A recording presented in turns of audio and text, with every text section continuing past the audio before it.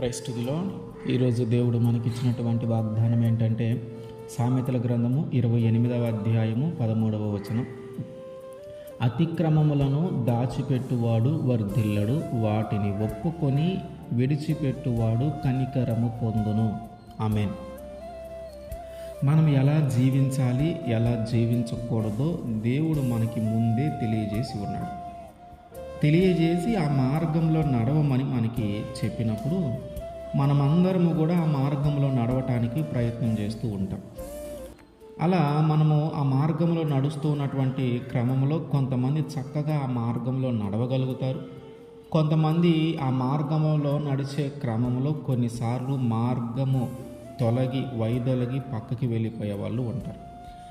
ఎప్పుడైతే దేవుని మార్గంలో మనం నడవకుండా పక్కకి తొలగిపోతామో అంటే ఆయన ఆజ్ఞను అతిక్రమించి ఏదైనా లోక సంబంధమైన పాపంలో పడిపోయినప్పుడు మనం అనుకుంటాం మనము దేవుని మార్గంలో నడవలేము, మనము ఆయన చిత్తం ప్రకారము జీవించలేము, మన మనసు చంచలమైనది, మనము నిలబడలేము.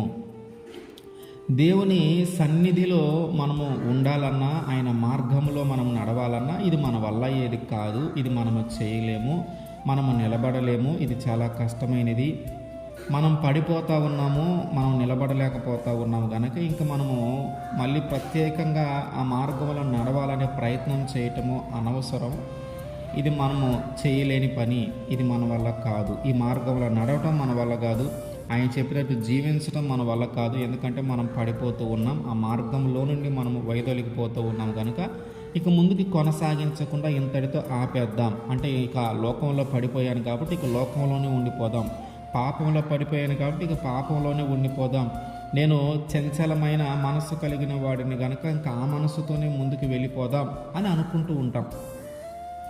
అయితే దేవుడు అంటూ ఉన్నాడు, ఒకవేళ దేవుడు చెప్పినటువంటి పని చేయలేనటువంటి పరిస్థితిలో, అంటే మనము పడిపోయినటువంటి స్థితిలో కానీ మనము ఉంటే మనం అదే స్థితిలో ఉండకుండా, మనము ఆ పడిపోయిన స్థితిలోనే ఉండకుండా మనము చేసిన పాపమును బట్టి కానీ, మనం చేసిన అతిక్రమమును బట్టి కానీ ఇవన్నిటినీ దేవుని దగ్గర ఒప్పుకుంటే, వీటన్నిటినీ దేవుని దగ్గర ఒప్పుకుంటే తిరిగి మనము ఆ మార్గంలో ప్రయాణించవచ్చు.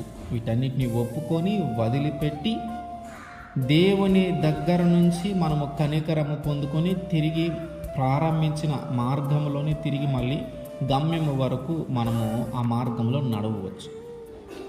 కానీ మన ఆలోచన ఏంటంటే మనం ఒకసారి పడిపోయాము కనుక, లేదా 2 సార్లు పడిపోయాము కనుక మనము ఇక దీనికి పనికిరాము, మనం ఈ మార్గంలో నడవలేము, మనం ఇంత నిష్టగా ఉండలేము, మనం ఇంత నీతిగా బ్రతకలేము అని మనం అనుకుంటున్నాం. కానీ ఆయన అంటూ ఉన్నటువంటి మాట ఏంటంటే, ఒకవేళ నువ్వు పడిపోయావా, ఒకవేళ నువ్వు అతిక్రమము ఏదైనా చేసావా, ఏదైనా పాపము జరిగిందా, వాటన్నిటిని బట్టి దేవుని దగ్గర ఒప్పుకొని, వాటన్నిటిని దాచుకోకూడదు, వాటన్నిటిని దేవుని దగ్గర ఒప్పుకొని తిరిగి వాటిని వదిలిపెట్టాలి. వదిలిపెడితే ఆయన ఏం చేస్తాడు? కనికరిస్తాడు మనల్ని. ఆయన నిత్యము కోపం చూపించే దేవుడు కాదు. వీళ్ళని ఎలా నాశనం చేయాలి, వీళ్ళ మీద ఎలా కోపం తీర్చుకోవాలి, వీళ్ళ మీద ఎలా పగ పెంచుకోవాలి, ఈ ఆలోచన కలిగిన దేవుడు కాదు. ఆయన యొక్క ఉద్దేశం ఏంటంటే ప్రతి ఒక్కరూ కూడా ఆయన మార్గంలో నడిచి సదాకాలము ఆయనతో నిలవాలనేది ఆయన కోరిక, ఆయన ఆశ. కాకపోతే ఆ మార్గంలో నడిచేటప్పుడు కొంతమంది చక్కగా నడవగలుగుతారు, ఆ మార్గాన్ని చక్కగా పాటించగలుగుతారు, కొంతమంది పాటించలేని స్థితిలో కూడా ఉంటారు. ఎక్కువ మంది పాటించలేని స్థితిలో ఉంటారు, తక్కువ మంది మార్గంలో నడవగలిగే వాళ్ళు, దాన్ని పాటించగలిగే వాళ్ళు ఉంటారు. అయితే ఈ పడిపోయిన స్థితిలోనే మనం గమనించాల్సిన విషయం ఏంటంటే దానిని దాచిపెట్టుకోకూడదు. చేసిన పాపమైనా, చేసిన దోషమైనా, పడిపోయిన స్థితి ఏదైనా సరే దానిని మన మనసులోనే అట్లానే దాచి ఉంచుకోనకుండా దేవుని దగ్గరికి వచ్చి, అయ్యా నేను ఫలానా విషయంలో పడిపోయా, నేను ఫలానా విషయంలో నిలబడలేకపోయాను, నేను ఫలానా తప్పు చేయాల్సి వచ్చింది, నేను ఫలానా పాపం చేశాను, నన్ను క్షమించని ఆయన దగ్గరికి కానీ వచ్చి మనము క్షమాపణ పొందుకొని వాటిని వదిలిపెడితే మనం ఖచ్చితంగా వర్ధిల్లుతాం, ఆశీర్వదింపబడతాం. ఆయన ఏమంటున్నాడంటే, ఒకవేళ నువ్వు పడిపోయిన స్థితిలో కానీ ఉంటే నువ్వు దాంట్లోనే ఉండొద్దు, నువ్వు బయటికి రా, నువ్వు దాన్ని ఒప్పుకో, దాన్ని నేను క్షమిస్తాను అని. కనుక అతిక్రమం ఎవరైనా చేసి ఉంటే దాన్ని దాచిపెట్టుకుంటే మనం వర్ధిల్లము, మనం ఆశీర్వదింపబడము. ఎప్పుడైతే దానిని దేవుని దగ్గర ఒప్పుకొని దేవుని దగ్గర పశ్చాత్తాపడి ఆయన దగ్గర నుంచి మనము కనికరము పొందుకుంటే, ఆ పాపక్షమాపణ పొందుకుంటే అప్పుడు మళ్ళీ మనం ఆశీర్వదింపబడతాం, మనం వర్ధిల్లుతాం. దేవుడు చెప్తూ ఉంది కూడా అదే. ఒకవేళ నువ్వు నడవలేని పరిస్థితుల్లో, పడిపోయిన పరిస్థితుల్లో కానుంటే వాటిని బట్టి అక్కడే ఆగిపోకుండా, ఆ పాపములోనే ఉండిపోకుండా, ఆ లోక ఆశల్లోనే ఉండిపోకుండా తిరిగి నువ్వు నడవటం ప్రారంభించాలా. నడవటం ప్రారంభించడానికి ముందు చేయాల్సిన పని ఏంటంటే ఆ పాపములన్నిటిని ఒప్పుకొని పశ్చాత్తాపడి వాటిని వదిలివేసి తిరిగి ముందుకి నడవాలి. అప్పుడు దేవుడు కనికరిస్తాడు. ఒకవేళ మనం అట్లా చేయలేదా, మనం అదే పాపంలో ఉండిపోయామా, అదే లోక ఆశల్లో ఉండిపోయామా, మనం ఎప్పటికీ ఆశీర్వదింపబడలేము, ఎప్పటికీ వర్ధిల్లబడలేము. ఇప్పుడు చేయాల్సింది ఏంటంటే మనం ఒప్పుకోవాలి, వాటిని విడిచిపెట్టాలి. అలా ఎప్పుడైతే జరుగుతుందో అప్పుడే మనం వర్ధిల్లుతాం. ఆహాబు రాజుగా ఉన్నటువంటి కాలంలో ఆయన భార్య యొక్క మాట విని, ఆ యెజబెలు యొక్క ప్రేరేపణ చేత తప్పులన్నీ చేసుకుంటూ వస్తూ ఉన్నాడు, అన్యాయం చేస్తూ ఉన్నాడు. ముఖ్యంగా విగ్రహాలు, అమోరీల విగ్రహాలను తెచ్చి పూజిస్తూ ఉన్నాడు.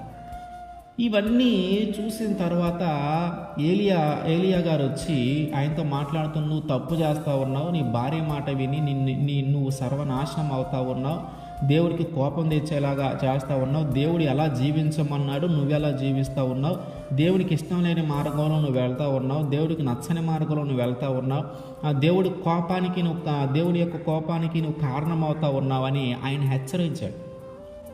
ఎప్పుడైతే ఏలియా గారు ఆయన హెచ్చరించాడో వెంటనే ఆయన దేవునికి భయపడి వినయంగా ప్రవర్తించడం మొదలుపెట్టాడు. అంటే వినయంగా ప్రవర్తించడం అంటే ఏంటంటే, ఎక్కడైతే మార్గం తప్పిపోయాడు అని ఏలియా గారు హెచ్చరించాడో, ఏ పాపము చేస్తూ ఉన్నావని దేవుడు హెచ్చరించాడో, ఏ లోక ఆశల్లో పడిపోయావని దేవుడు హెచ్చరించాడో, ఏ మార్గంలో నువ్వు దేవునికి కోపం తెప్పిస్తూ ఉన్నావని హెచ్చరించాడో అది సరి చేసుకొని, అది వదిలివేసుకొని మళ్ళీ చక్కగా జీవించడం మొదలుపెట్టాడు. ఆయన వినయంగా ప్రవర్తించాడంట. ఆ వినయముగా ప్రవర్తించటాన్ని బట్టి ఆయన మీదకి రావాల్సిన కోపము, ఆయన మీదకి రావాల్సిన శాపము రాకుండా తన తర్వాత తరానికి వెళ్ళిపోయింది. మనం చూస్తే 1వ రాజుల గ్రంథము 21వ అధ్యాయము 29వ వచనం, ఆహాబు నాకు భయపడి వినయముగా ప్రవర్తించుట చూచితివా, నాకు భయపడి అతడు వినయముగా ప్రవర్తించుట చేత ఆ అపాయము అతని కాలమునందు సంభవింపకుండా ఆపి, అతని కుమారుడి కాలమందు అతని కుటుంబీకుల మీదకు నేను దానిని రప్పించేదను. నీవు ఇవన్నీ చేస్తూ ఉన్నావు కదా, ఇవన్నీ చేస్తూ ఉన్నప్పుడు రాబోయే ప్రమాదం ఏంటంటే, నీ రాజ్యంలో ఒక్కరు కూడా పురుషులు ఎవరిని నేను బ్రతకనివ్వను, అందరూ మరణమవుతారు, యెజబెలు మరణమవుతుంది. ఇట్లా దేవుడు ఆయనకు వచ్చినటువంటి కోపాన్ని బట్టి వాళ్ళ మీదకి ఒక శాపాన్ని ఇస్తూ ఉన్నాడు. అయితే ఎప్పుడైతే ఏలియా గారు ఆ మాట చెప్పాడో, తన ప్రవర్తన సరిగా లేదని, తను పడిపోయిన స్థితి ఏదైతే ఉందో దాన్ని జ్ఞాపకం చేసినప్పుడు, తను చేసిన పాపముని జ్ఞాపకం చేసినప్పుడు, తను చేసిన దోషమును జ్ఞాపకం చేసినప్పుడు, దేవుని కోపము నీ మీదకి ఎంతగా రాబోతుందని తెలియజేసినప్పుడు తాను వినయముగా ప్రవర్తించాడంట, దేవునికి భయపడి. అంటే ఇప్పుడు మనం ఏం చేయాలంటే, ఒకవేళ మనము కూడా ఆహాబులాగా తప్పిపోయిన పరిస్థితుల్లో కానీ ఉంటే, అంటే ఏదైనా లోక ఆశల్లో పడిపోయిన స్థితిలో కానీ ఉంటే, ఒక పాపంలో పడిపోయిన స్థితిలో కానీ ఉంటే, దేవునికి నచ్చని పనులు చేసేటటువంటి స్థితిలో కానీ ఉంటే, దేవునికి కోపము రేపేటటువంటి మా స్థితిలో కానీ మనం ఉంటే, మనం చేయాల్సింది ఏంటంటే, ఇప్పుడు దేవునికి భయపడి వాటన్నిటిని వదిలిపెట్టి మన అతిక్రమములన్నిటిని దేవుని దగ్గర ఒప్పుకొని, మన పాపములన్నిటిని దేవుని దగ్గర ఒప్పుకుంటే, అప్పుడు ఆహాబు ఎలాగైతే కనికరించబడ్డాడో మనల్ని కూడా దేవుడు కనికరిస్తాడు. ఆ శాపము మన మీదే రాకుండా, ఆ దోషము మన మీదకి రాకుండా ఆయనే కాపాడుతాడు. ఎప్పుడైతే మన అతిక్రమములను మనము దాచిపెట్టుకోనకుండా ఒప్పుకుంటామో అప్పుడు ఆయన మనల్ని కనికరిస్తాడు. కనుక మనము ఆశీర్వదింపబడతాం, మనము వర్ధిల్లుతాం. మనము చేసిన లేదా మనము పడిపోయిన స్థితి ఏదైనా సరే తిరిగి మనము ఖచ్చితంగా ఆయన దగ్గర ఒప్పుకుంటే ఆయన మనల్ని కనుకరిస్తాడు, ఆయన మనల్ని ఆశీర్వదిస్తాడు. ఆమేన్.